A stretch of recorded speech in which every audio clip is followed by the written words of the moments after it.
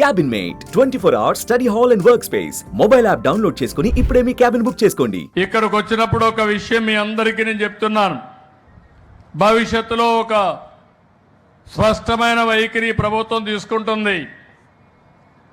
నేను ముఖ్యమంత్రిగా 95 ముఖ్యమంత్రి అంటే మీరు అందరూ కూడా ఏంటని ఆలోచిస్తున్నారు, కొంతమంది మర్చిపోయారు.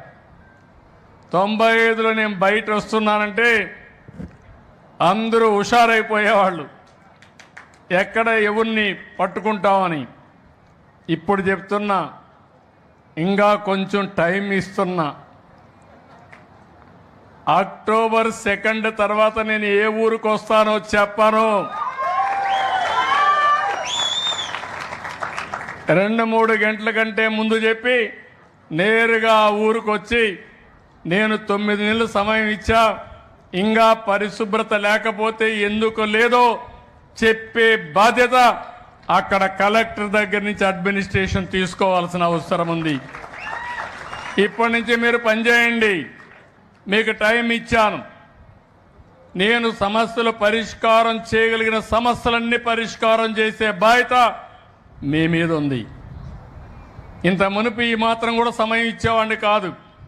అందుకే చెప్తున్నా, అక్టోబర్ 2 తర్వాత స్వచ్ఛ ఆంధ్రప్రదేశ్ని చెప్పను, కానీ నేరుగా హెలికాప్టర్ ఎక్కిన తర్వాత నేను చెప్తా, ఎక్కడ దిగాలనో అక్కడ దిగుతా, ఎక్కడికి వెళ్ళాలనో అక్కడికి వెళ్తా, ఆకస్మిక తనిఖీలు చేస్తా, అడ్మినిస్ట్రేషన్ అప్రమత్తం చేస్తా. అప్పుడు మా రాధాకృష్ణ కూడా చెప్తున్నా, ఎమ్మెల్యేలు కూడా చెప్తున్నా, మిమ్మల్ని అందరూ కూడా పరిగెత్తాల్సి వస్తుంది. అప్పుడు పరిగెత్తే బదులు ఇప్పుడే పరిగెత్తమని వారందరినీ కోరుతున్నా. మనం ఒక ఆశయం కోసం పనిచేస్తున్నాం. మీరు చూడండి, నేను ఎప్పుడు టెక్నాలజీ మాట్లాడితే ఎగతాళి చేశారు. ఈరోజు మీ జీవితాల్లో వాట్సాప్ గవర్నెన్స్ తీసుకొచ్చా. మీరు ఏ ఆఫీసుకు పోయే పని లేదు, ఎవరి దయాదర్శనాలు మీకు అవసరం లేదు. మీ ఇంట్లో కూర్చొని వాట్సాప్లో ఒక మెసేజ్ పెడితే నీకు హాల్ టికెట్ కావాలంటే నువ్వు ఇంట్లోనే డౌన్లోడ్ చేసుకోవచ్చు, క్యాస్ట్ సర్టిఫికేట్ కావాలంటే ఇంట్లోనే తీసుకోవచ్చు, రెవెన్యూ రికార్డ్స్ కావాలంటే ఇంట్లో తీసుకోవచ్చు. అంటే ప్రభుత్వం ఇచ్చే 1000 సేవల్ని నేరుగా వాట్సాప్ ద్వారా ఇచ్చే పరిస్థితికి వచ్చామంటే అది ఈ ప్రభుత్వం యొక్క విధానం. ఇది సుపరిపాలనకు నాంది పలకాలని ఇలాంటి వినూత్నమైన కార్యక్రమాలతో వస్తున్నాం. ఇక్కడ మా ఎమ్మెల్యేలు అందరూ ఉన్నారు. ఈ జిల్లా వాసులందరూ చెప్తున్నా, ఎందుకంటే ఈరోజు మొత్తం నేను అనలైజ్ చేస్తా ఉంటే మున్సిపల్ అడ్మినిస్ట్రేషన్ని, పంచాయతీ రాజ్ని R&D అనలైజ్ చేస్తున్నాం.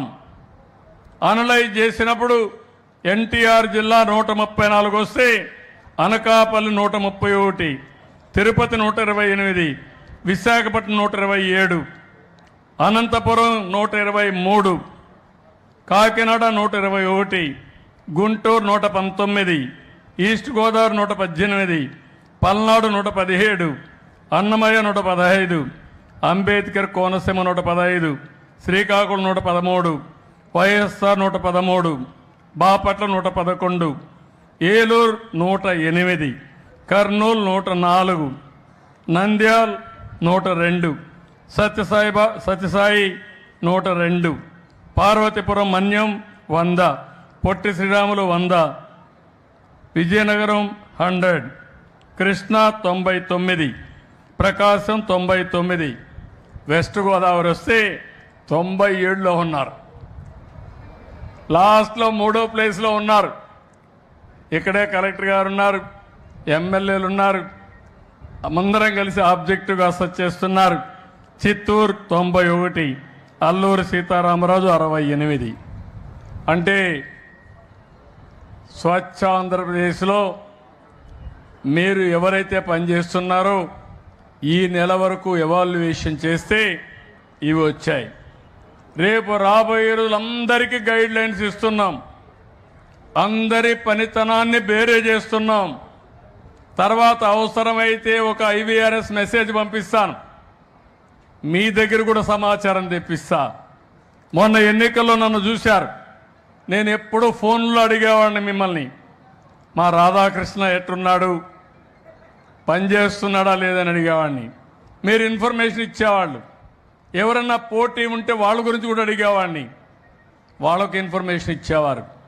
నేను ఒక సోర్సెస్ ద్వారా సమాచారం తెప్పించలేదు, 5-6 సోర్సెస్ ద్వారా ఇన్ఫర్మేషన్ తెప్పించి నేను ఒకటే ఆలోచించాను, ఈ రాష్ట్రాన్ని పునర్నిర్మాణం చేయాలి, ఇందులో కలిసి వచ్చే అందరం కలవాలి. సుమన్ టీవీలో మీ పర్సనల్ అండ్ బిజినెస్ ప్రమోషన్స్ కోసం కింది నెంబర్కి కాంటాక్ట్ చేయండి.